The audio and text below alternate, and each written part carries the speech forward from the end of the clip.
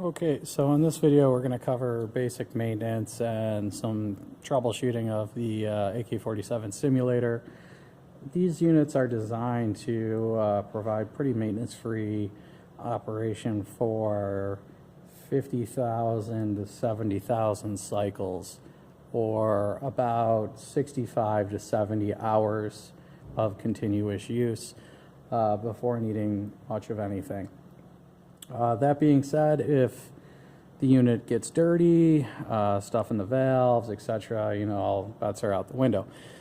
So ideally, in a perfect world, you just keep the unit clean. When the hoses are disconnected, keep it in its bag, and don't throw it around too much, too hard on the ground, etc. Drop it a couple stories off a roof, and everything should be fine.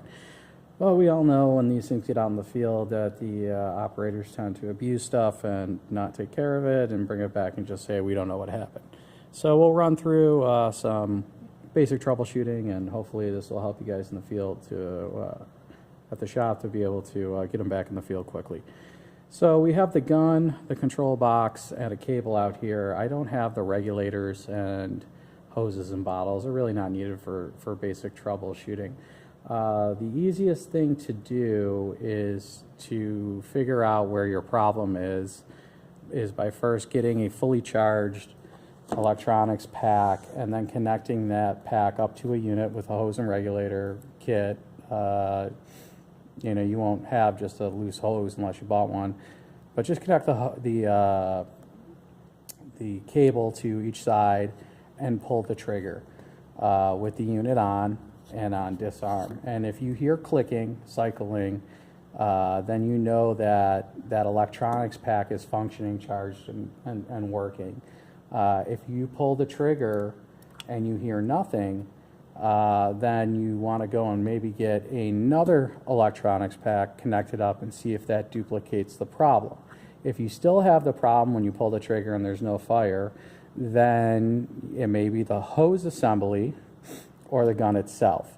So from there, you can grab another gun and connect it to that side of the hose with a pack and see if that works. If that works, then we know it's the gun. If that doesn't work, then maybe it's the hose assembly. So then we can swap out the hose assembly cable and see if that works. So once we've isolated it down to one of those, we know what to work on. If it is the electronics pack itself, the easiest thing to check is charge and fuse. So if you open the unit up, there'll be a cover over this area here, and you can remove it. There'll be a couple 1/4 inch screws right here. You just take those off, lift this battery up, pull it out. You could take a multimeter and make sure that you've got full charge on the battery. If you don't have full charge on the battery, go ahead and get that guy fully charged up. Depending on the unit, you may have a connector for the charger that has its own fuse. Go ahead, check that fuse, replace it if needed. And then this is the fuse for the actual unit down here. So if that is blown from them dropping it or hurting it, you can just go ahead and replace that fuse. Like for like, either a 7.5 or 10 amp fuse would be fine, depending on what you have on hand. And now we've covered the basics of troubleshooting in this unit. You can also check, make sure none of these wires have come loose or anything like that, but really they shouldn't. Once that's complete, you've got the fuse, battery charged, you can go ahead and retest and see if that solved the problem. If that didn't solve the problem, you can go ahead and check maybe the switch has gone bad or something along those lines. So that's a little more advanced troubleshooting, and usually at that point most people just send it in. The other things that can go wrong on these units is people can break pins. They can short a pin or bend a pin and then force it in and break it off. If you do that, ideally you'll send it back in for repair. That's kind of out of the standard repair stuff. But in here, that's pretty much the basics. You can look for frayed wires or other problems, but more times than not, it's just going to either be a blown fuse or not a charged battery. So once we've got that sorted out, and if it's the cable, then it's probably going to be the same thing. Someone's either bent or broken some of these pins or frayed the cable or chafed it or something along those lines. So at that point, it's just best to replace that cable. Other issues with that cable can be the fittings on the end can get smashed or broken. Same thing, replace the cable. And then, of course, your regulators. Regulators can wear out over time. So if you're seeing a problem where it doesn't seem to be setting up right, or you've got to do a lot of adjustments, go ahead and try to swap that with another set of regulators and see if that solves a problem. If it does, then you probably want to just replace the regulators. Now, moving on to the gun itself, if we have a no fire scenario, we want to check a few things. The first thing we want to check is if we're pulling the trigger and we're getting nothing, we want to check to make sure that the trigger itself hasn't broken. And to do that, we're going to go ahead and push that in and pull off the cover on the top here. When we pull off that cover, we're going to see the spark plug, this spring-loaded mechanism, and the trigger itself is actually located over here. So we can go ahead and just take this, push it in, and we can remove these couple of pieces to get a better view. We've got some foam in here that just kind of keeps everything in place. You can take that out if you need to, and then you can go ahead and see the trigger is right here. And if it's easier, you can take the spark plug off of the unit, and you'll see that that trigger is pushed up when you pull the actual trigger. It's a lever action that actuates up and makes that clicking noise. If you hear that clicking noise, that trigger is actuating. And other issues that happen sometimes is these springs for the trigger may fall off. The rail up here, if it's dropped real hard, you can just take a pair of screwdriver or something with a hook and just pull that spring back up and set it on that trigger if the trigger feels loose or if it's getting caught. Other issues that can happen in here are this spark plug wire can come loose off of the controller if it's dropped real hard, or someone maybe have bent, when it's come loose for a while, these contacts may have spread out a little bit. So that's just as simple as grabbing a pair of pliers of some sort and just kind of pushing them back in a bit, and then you just go ahead and push it back on when you're ready to reassemble. These are usually cut. It just allows the compression of the sleeve over the spark plug a little bit because it's tight in here, and we have some metal parts under here, so we want to make sure that we get that slipped on. Okay, so now that we've covered that, what we want to check is the actual firing of the unit. So let's say that the trigger isn't the problem.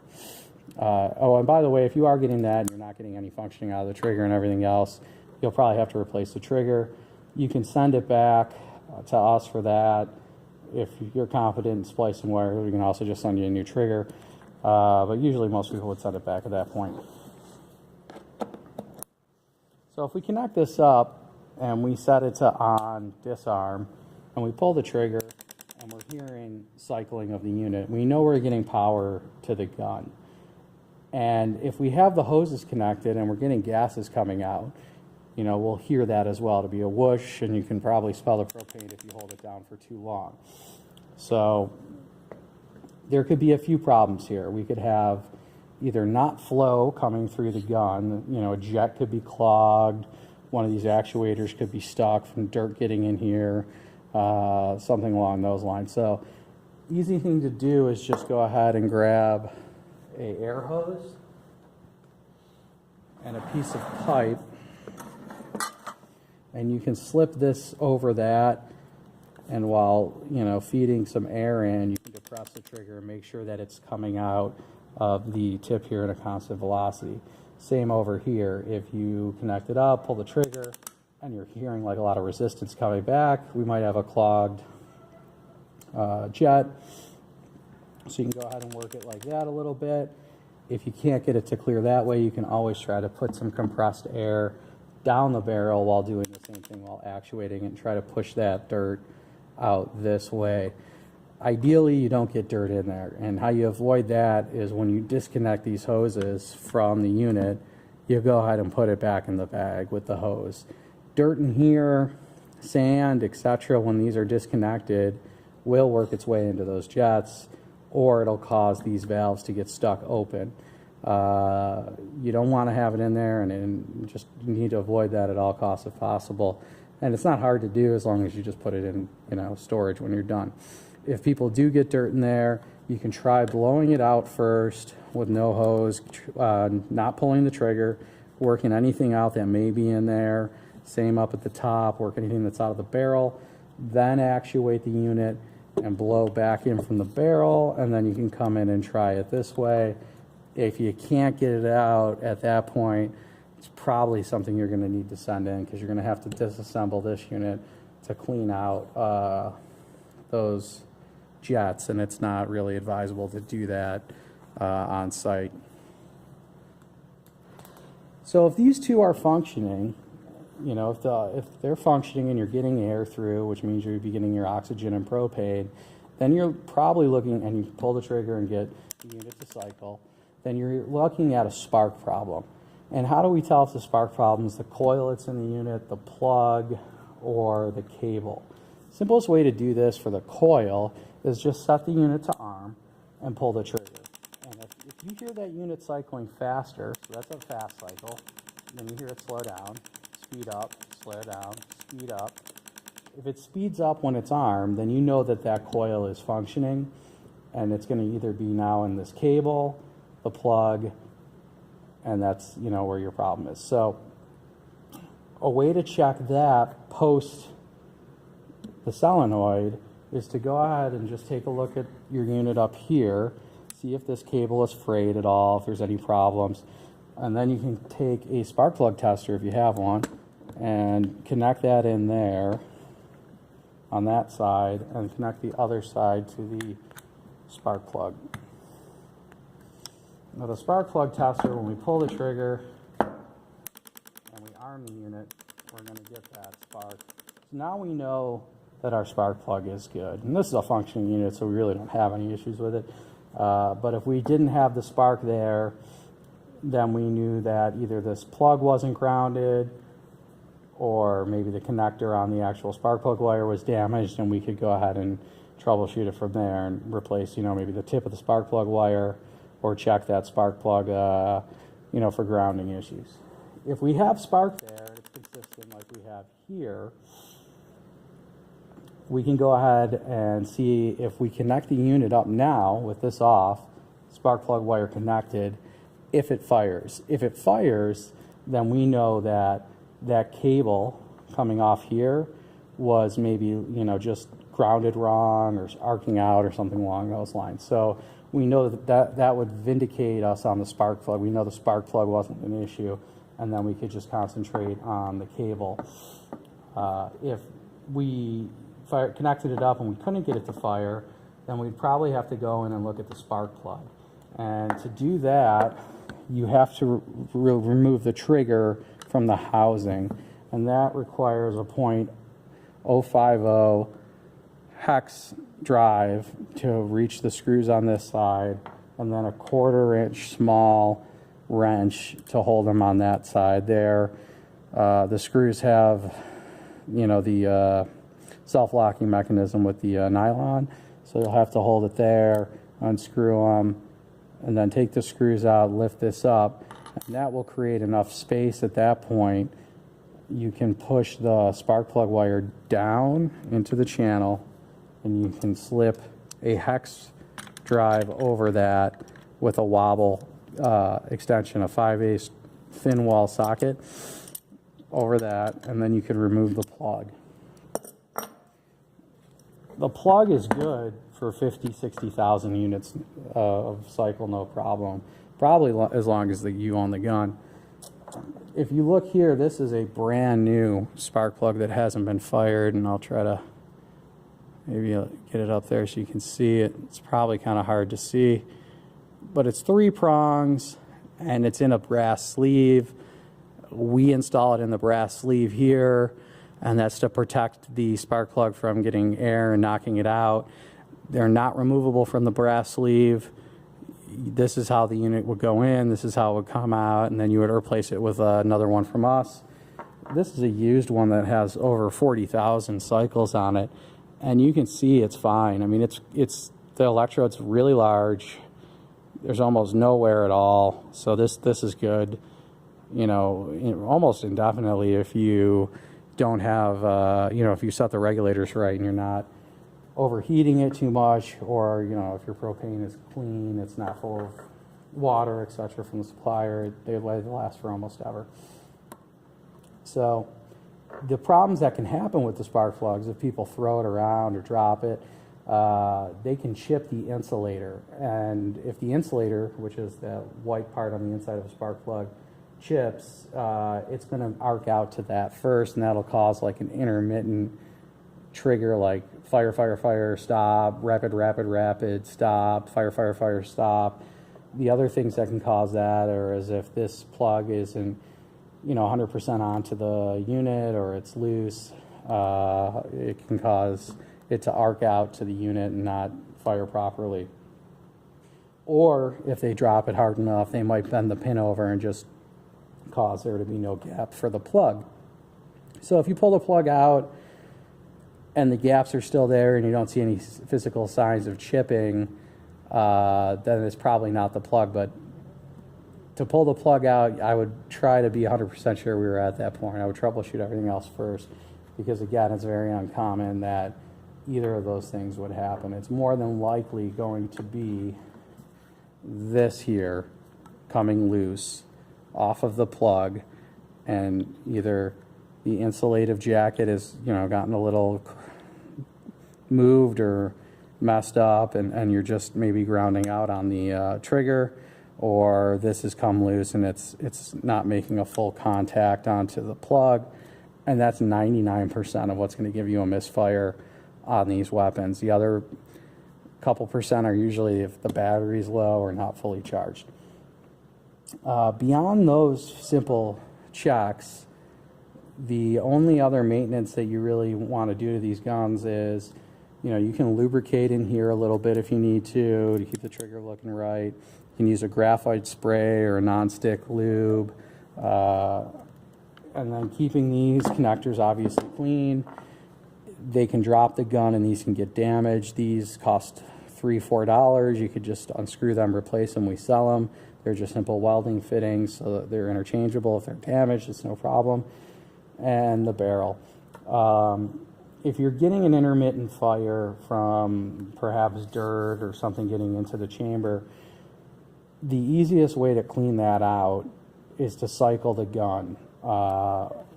So we want to heat the gun up enough in the chamber in here and the barrel, you know, almost like a self-cleaning oven. We want to, it's going to burn out whatever might be in there that's causing the problem. So how are we going to do that without overheating it to the point where it melts down? So once we have everything reconnected up and it closed, we're going to go ahead and set our pressures, test fire it, and we're going to do 5-second fire, 5-second off. Then we're going to do 15-second fire, 15-second off. Then we're going to do 30 seconds fire, and then 2 minutes off. And I would recommend using a stopwatch when you do this, because you want to be precise. You don't want to overheat it, and that will help that barrel heat up pretty hot. After the 2 minutes, we're going to repeat it again. So 5 seconds on, 5 seconds off, 15 seconds on, 15 seconds off, 30 seconds on, 2 minutes off, and we're done. Let that unit cool at that point for probably a half hour, and then see if it's going to function for you. I would probably do that before I took a plug out. So that's pretty much the basics of what needs to be troubleshot on the gun. The main things that you have to watch out for, again, are clogging of the jets, either by getting, you know, debris in through here, or on the hose itself, and then it gets sucked in through. And the spark plug slipping off. I mean, the spark plug wire, you know, working itself loose, or, you know, over time coming off of there. Very easy to check that. And of course, the trigger mechanism, if this falls off, it may have a loose trigger, or it may get jammed under there and cause the trigger knots to come back to stationary, causing the gun to stay, with the trigger depressed. That's 95% of the errors in these guns. Trigger falling off, spring falling off the trigger, having to reset that, loose spark plug, or dirt getting in here. If you check those items, that should fix most of it. The other more uncommon ones, like I said, are the spark plug itself and the cable going bad or something along those lines. But if you basically troubleshoot it and get it located down to whether it's the weapon or the cable or here, and you can't get past the basic troubleshooting, you've gone through it and it's still not functioning properly, send us an email or give us a call and let us know what's going on with the weapon, and we'll set up a time to talk to you to walk you through and see if it's something that we can solve in the field without you guys having to send it back. And sometimes it is, sometimes it isn't, but usually we can get it pretty much narrowed down. All right, guys, so that's that for the basic troubleshooting of the gun. Please let us know if you have any questions, and we'll be happy to help you in any way we can.